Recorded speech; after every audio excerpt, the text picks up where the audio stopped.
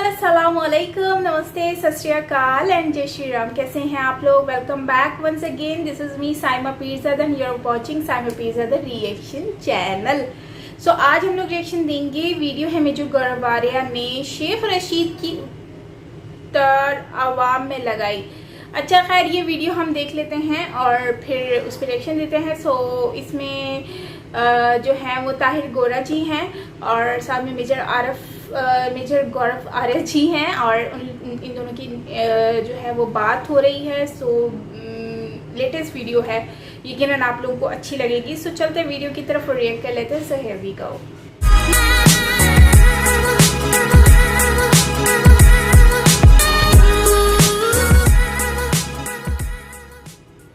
जय हिंद दोस्तों, कैसे हैं आप? तो दोस्तों, पाकिस्तान जिस तरह से तालिबान को सपोर्ट कर रहा है और आस लगाए बैठा है कि जिस तरह से अमेरिका को तालिबान ने शिकस्त दी है तो ये हमारे काम आएगा कश्मीर में दहशतगर्दी फैलाने के लिए। लेकिन ये भूल रहा है कि तालिबान की मानसिकता बेशक वही हो, लेकिन दुनिया कैसे चलती है ये उन्होंने सीख लिया है। और इस वीडियो में मेजर गौरव आर्या ने तालिबान की कुछ पॉजिटिव चीज़ें बताई हैं जो कि पाकिस्तान के लिए घातक साबित हो सकती हैं। और साथ ही शेख चिल्ली की जो खिल्ली उड़ाई है ना, उसे भी सुनकर आप हंसेंगे। देखिए ये वीडियो। एक चीज़ बताता हूँ, आप देखिए मोहिद यूसुफ जो उनका नेशनल सिक्योरिटी एडवाइजर है, ठीक है, उनको एक तरफ रखिए और दूसरी तरफ आप रखिए अजीत डोभाल साहब को। आप उनमें कंपैरिजन करिए। एक तरफ आप रखिए अमित शाह जी को और दूसरी तरफ आप रखिए शेख रशीद को। आप कंपैरिजन करिए।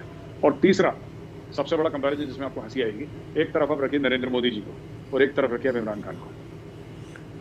तो मैं तो पर्सनैलिटीज की बात कर रहा हूँ, मुल्कों की बात ही नहीं कर रहा, मैं तो पर्सनैलिटीज की बात कर रहा हूँ। आप देख लीजिए ना, वहाँ पे पूरा सर्कस है। तो it's going nowhere, it's going nowhere. नहीं, आपने बहुत ही बढ़िया कंपैरिजन किया। वाकई पर्सनैलिटीज़ का फ़र्क देखते हैं। अब इसी पे हम आखिर में दो एक बातें करते हैं। जब ANI ने पूछा उज़्बेकिस्तान में इमरान खान को कि क्यों दोनों देशों के तल्लुकात आपकी नज़र में ठीक होते नज़र नहीं आते, तो जिस तरह का एनवायरनमेंट बताया वहाँ पे इमरान खान ने उनके इर्द गिर्द जिस तरह ISI के लोग, शेख रशीद, वो एक जोकर पूरे का पूरा लग रहा था। कोई हंस रहे हैं, शेख रशीद कह रहा है ओए बस भी कर भाई। ये लैंग्वेज पाकिस्तान के इंटीरियर मिनिस्टर एक रिपोर्टर को कह रहा है और इमरान खान ने उस पर ये कहा कि जब तक RSS है वो वजह है। आप कैसे इस स्टेटमेंट को देखते हैं? देखिए सर, मैं दो चीज़ें आपको बताता हूँ। RSS तो पाकिस्तान बनने से पहले थी। पाकिस्तान चला जाएगा, RSS ने तो वहीं पे रहना है। पहली चीज़ ये सर। दूसरी चीज़, मैं ताहिर साहब आपको एक और बात बताऊँ ना कि मुझे ये समझ में नहीं आता कि RSS से ये हिंदुत्व से इतनी नफरत क्यों करते हैं। मुझे आज तक समझ में नहीं आया। पाकिस्तान जब मिला या पाकिस्तान बना तो इन्होंने अपनी मर्जी से उसको इस्लामिक रिपब्लिक बना लिया। अगर कुछ हिंदू हैं जो हिंदुस्तान को हिंदू बनाना चाहते हैं तो उनको इनसे, हाँ, इंडियंस को इससे परेशानी हो सकती है क्योंकि हमारा कॉन्स्टिट्यूशन सेक्युलर है। अगर कोई इंडियन, आप मेरी बात समझ रहे हैं सर? मैं बिल्कुल अगर कोई हिंदुस्तानी बोले, हाँ, अगर कोई हिंदुस्तानी बोले के साथ India should not become a Hindu country, तो हमें उसकी बात का लॉजिक लगता है क्योंकि वो अपने कॉन्स्टिट्यूशन का हवाला दे रहा है। वो सही हो गलत तो मैं उस पर नहीं जा रहा, और अपने कॉन्स्टिट्यूशन का हवाला दे रहा है कि भाई मेरा कॉन्स्टिट्यूशन तो सेक्युलर है, इसलिए India should not be a Hindu country, it should be a secular country, right? लेकिन पाकिस्तान किस चीज का हवाला दे रहा है? खुद अपने मुल्क को इस्लामी बना के, ठीक है, खुद अपना नाम इस्लामिक रिपब्लिक ऑफ पाकिस्तान बना के, खुद अपनी फौज का नाता ईमान तकवा जिहाद फी सबीलिल्लाह करके, खुद दुनिया भर को बोल के कि हम गाजी हैं, मुजाहिद हैं, घोड़े पे बैठ के सहराओं में दौड़ जाएंगे, ये सब करने के बाद फिर आप दूसरे मुल्क को कह रहे हैं कि भाई हम तो मुसलमान बन लिए, हम तो इस्लामिक बन लिए, लेकिन अगर तुम हिंदू बन रहे हो तो तुम गलत हो रहे हो। ये लॉजिक समझ में नहीं आता। कोई इंडियन बोले तो बात समझ में आती है, कोई पाकिस्तानी बोले तो सर ये बात मुझे समझ में नहीं आती। ये तो बिल्कुल ही फ्रॉड है। और अब आप देख लीजिए, अफगानिस्तान के एम्बेसडर की बेटी को मारा पीटा, उसके साथ मारपीट करी, तो ये पाकिस्तान का किरदार रहा है। वो शेख रशीद जो भी बोले, वो बड़बोला आदमी है सर। और मुझे थोड़ा सा लगता भी है कि पता नहीं पाकिस्तान का इंटीरियर मिनिस्टर थोड़ा सा एक संजीदा किस्म का कोई इंसान होता तो ये बहुत गैर संजीदा किस्म का आदमी है। He is a joke sir, वो कार्टून की तरह कुछ भी बोलता है, अच्छा नहीं लगता। एक हम भी हंसते हैं, ऐसी बात नहीं है, शेख रशीद पे हम भी हंसते हैं, लेकिन थोड़े समय के बाद हम भी सोचते हैं these are the kind of people who are in a position of responsibility in Pakistan. समझ लीजिए हमारे लिए कितना खतरा है पाकिस्तान के लिए, तो है ही खतरा है। आप ठीक कह रहे हैं, लेकिन बड़ी इंटरेस्टिंग बात यह है कि जहाँ पर अफ़गानिस्तान की सरकार ने एम्बेसडर की बेटी के साथ जो सलूक हुआ उस पर शदीद रद्द-ए-अमल का इज़हार किया, वहाँ पर तालिबान ने भी इसको कंडेम किया है। और तालिबान का जो इस वक्त का जो जेस्चर है वो थोड़ा डिफरेंट है, अगर आइडियोलॉजी उनकी एक ही है। मैं इस बात को जोड़ना चाहता हूँ कि कंडेमनेशन उनकी भी आ रही है, और इसका क्या मतलब आप लेते हैं? देखिए साहब, इसका साफ सीधा मतलब है कि जो पाकिस्तानियों ने सोचा था कि तालिबान बड़े भंगड़े डाल रहे थे सर ये बीच में पाकिस्तानी एस्टैब्लिशमेंट की, अब तो इंडिया की $3 बिलियन की इन्वेस्टमेंट डूब जाएगी और ये सब आपने भी सुना होगा, ये सब जो बातें करते थे। इनको ये बात समझ में नहीं आती कि फॉरेन रिलेशंस ऐसे काम नहीं करते। आज की तारीख में अफगानिस्तान को भी पता है सर, अफगानिस्तान में जो कमिटेड तालिबान का कार्डर है वो करीब 70-75 हज़ार है, ठीक है सर, 70-75 हज़ार का उनका टोटल तालिबान है। और वहाँ पे जो अफगान फौज है वो 3.5 लाख से ऊपर है आर्म्ड, ठीक है सर। तो आप समझ लीजिए 4-5 गुना बड़ी अफगान फोर्स है और अमेरिकन उसको सपोर्ट कर रहे हैं, हर किस्म से उनका सपोर्ट है, वेस्टर्न पावर्स उनको सपोर्ट कर रहे हैं। क्या पाकिस्तान को जो नहीं लगता है कि तालिबान पूरे अफगानिस्तान पर कब्जा कर लेगी? ऐसा हो नहीं सकता सर, इट्स नॉट, आप the numbers don't add up, the numbers don't add up. आप जो मर्जी कह लीजिए तालिबान ये है वो है, तो इनको वैसे ही लोगों को करके। तो अब क्या है कि जो तालिबान कंडेम कर रहा है ना, तालिबान ने तो साफ सीधी एक बात बता दी है पाकिस्तान को कि we will not take dictation from Islamabad. ये उन्होंने ऑन रिकॉर्ड बोला है, on the record they have been that we will not take dictation from Islamabad. दूसरी चीज बड़ी इंपॉर्टेंट ये है कि तालिबान ने पिछले 20 साल में दुनिया देख ली है, ठीक है सर। वो माइंडसेट उनका वही जंगलियों वाला है, उसमें कोई वो नहीं है कि वो तालिबान अब शरीक हो गए, लेकिन उनको दुनिया कैसे चलती है वो समझ में आने लगा है। जो 20 साल ये लोग कतर में और दुबई में इन्होंने मुजाहरे करे, मीटिंग्स करी और गैदरिंग्स करी हैं पूरी की पूरी, तालिबान ने लोगों से मिले हैं। देखिए साहब, जयशंकर साहब से भी मिले हैं, हाँ हमें तो मीडिया ने जो बोला वो हमने मान लिया कि जयशंकर साहब से मिले हैं, NSA अजीत डोवाल साहब से मिले हैं, एजेंसी से मिले हैं, अमेरिकन से मिले हैं, अरबों से मिले हैं, ये सबसे मिले हैं सर पूरे। और इनको अब मुझे ऐसा लगता है सर, मेरा पर्सनल तर्जिया ये है ताहिर साहब कि मुझे लगता है कि तालिबान की जो टॉप लीडरशिप है, कहीं ना कहीं उनको ये एहसास है कि अब उनको पाकिस्तान की जरूरत नहीं है। They realize that they don't need Pakistan because Pakistan is a liability even for the Taliban. तो जो पाकिस्तान अपनी स्ट्रेटजी ये बोलता रहता है कि स्ट्रेटेजिक है, बड़ा स्ट्रेटेजिक है, तो मुझे लगता है कि ये प्रॉब्लम है पाकिस्तान के लिए। और अगर पाकिस्तान, तालिबान आ जाता है, काबुल पर फतेह हो जाता है और पाकिस्तान रिकॉग्नाइज करने की कोशिश करता है सर तालिबान को, तो फिर उनको अमेरिकन से डंडे पड़ने चाहिए। ये बात है, अमेरिका माफ नहीं करेगा इस बार। They will not let go. देखिए अमेरिकन्स हैव नॉट, ये गलत वर्ड यूज कर रहे हैं लोग, Americans have retreated from Afghanistan.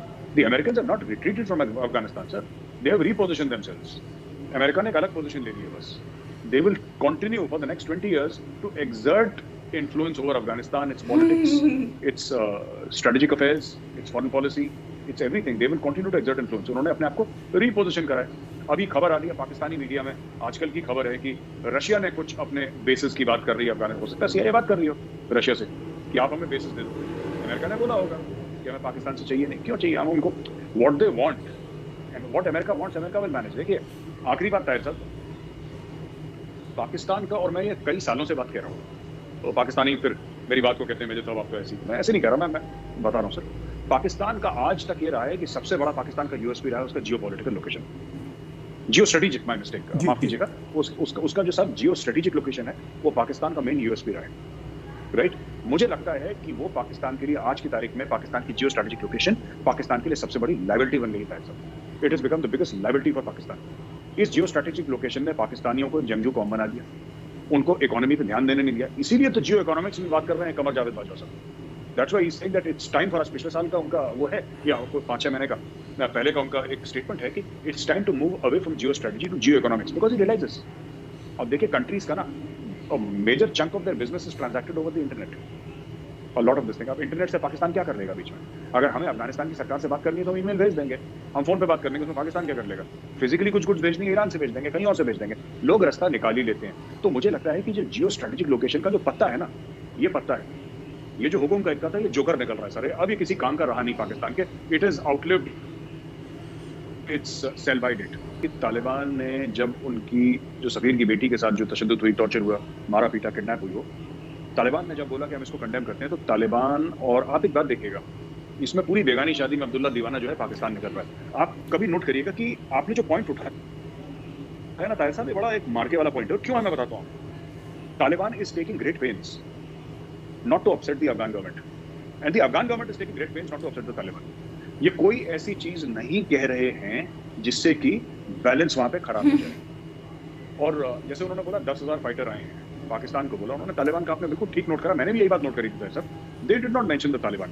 अभी आए होंगे इनके मदरसे से जिहादी। पाकिस्तान में एक ही चीज तो सरप्लस है सर, दूध की कमी है, बिजली की कमी है, खाने की कमी है, पैसे की कमी है, सब चीज की कमी। एक ही चीज का सरप्लस है, वो जिहादियों का।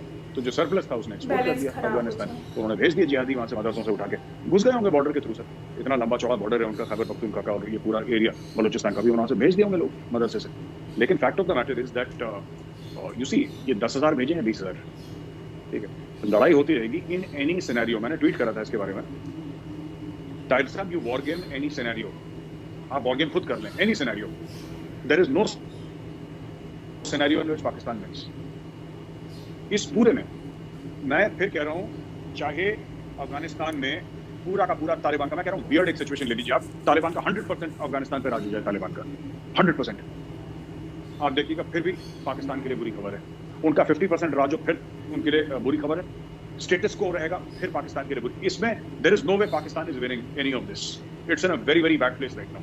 और सबसे बड़ा उनका दासू डैम का हमने वो एक्सप्लोजन डिस्कस करा, हमने ये भी सारे पाकिस्तानियों को फारिग कर दिया, नौकरी से निकाल दिया आज डैम में। And China Pakistan economic corridor के प्रोजेक्ट्स को वैसे ही 2 साल से रेंग के चल रहे थे, प्रोजेक्ट्स ना के बराबर थे, राइट, उनको भी रोक दिया उन्होंने, फंडिंग रोक दी है।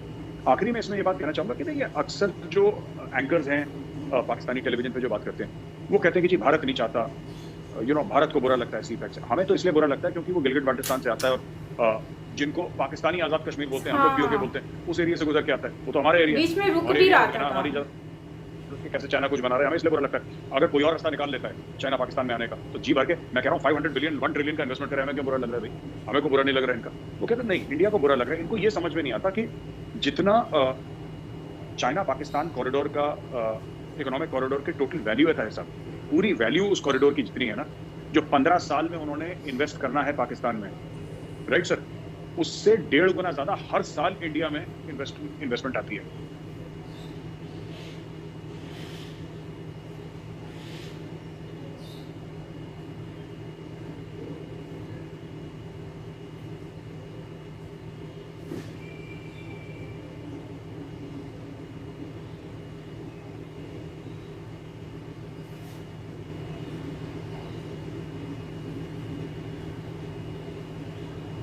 सो गाइस, ये वीडियो है जिसमें बात कर रहे हैं पाकिस्तान में जो तालिबान जो हैं, एक तो उनके ऊपर बात कर रहे हैं कि तालिबान ने कंडेम किया है सफ़ीर की जो बेटी के साथ इंसिडेंट हुआ है।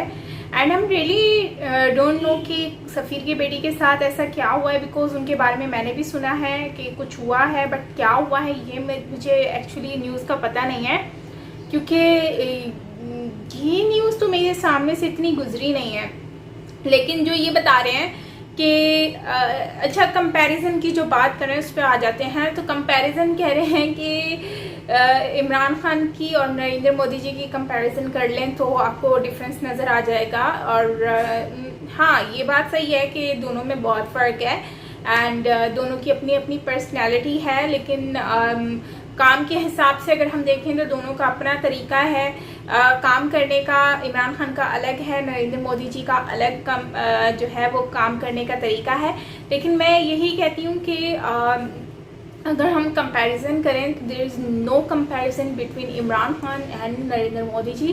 बट येस, नरेंद्र मोदी जी जो हैं वो काफ़ी उनका इम्प्रूवमेंट नज़र आ रही है। इम्प्रूवमेंट कह सकते हैं आप, काम कह सकते हैं जो कि कंट्री में नज़र आ रहा है, सच एज इंफ्रास्ट्रक्चर हो गया, फॉरेन पॉलिसीज़ के अकॉर्डिंगली अगर आप देख लें या कोई भी चीज़ें मामला देखते हैं तो उसमें हमें नरेंद्र मोदी जी काफ़ी आगे आगे नज़र आते हैं। इमरान खान जो हैं अभी, क्योंकि उनके हैंड ओवर काफ़ी चीज़ें हैं जो कि अभी स्टिल ऐसे ही कंट्रोवर्शियल चल रही हैं, और आई डोंट नो कि वो उनका टाइम भी कुछ रह गया है। अब पता नहीं आने वाली गवर्नमेंट में वो आगे चल पाते हैं कि नहीं चल पाते हैं। सो ये सारी चीज़ें, बाकी ओवरऑल शेख रशीद की बात करें तो शेख रशीद उर्फ शीदा टल्ली जिसको हम कहते हैं, सो उनका तो वे ऑफ टॉकिंग आपको पता है कैसा है। तो हम उनको अमित शाह जी से तो हम उनको कर ही नहीं सकते comparison, because there is a huge a lot difference between both of them.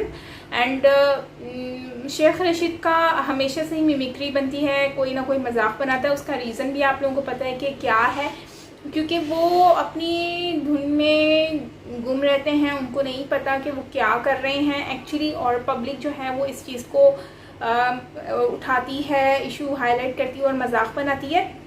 और यही अगर हम बात कर लेते हैं जो है वो अमित शाह जी की, तो अमित शाह जी बहुत सीरियस टाइप की पर्सनैलिटी है जो कि काम के लिए बहुत ज़्यादा सीरियस रहते हैं, और मिनिस्ट्री के अकॉर्डिंगली भी अगर आप देखें तो वो हर तरह से हर चीज़ को बैलेंस में रखते हैं।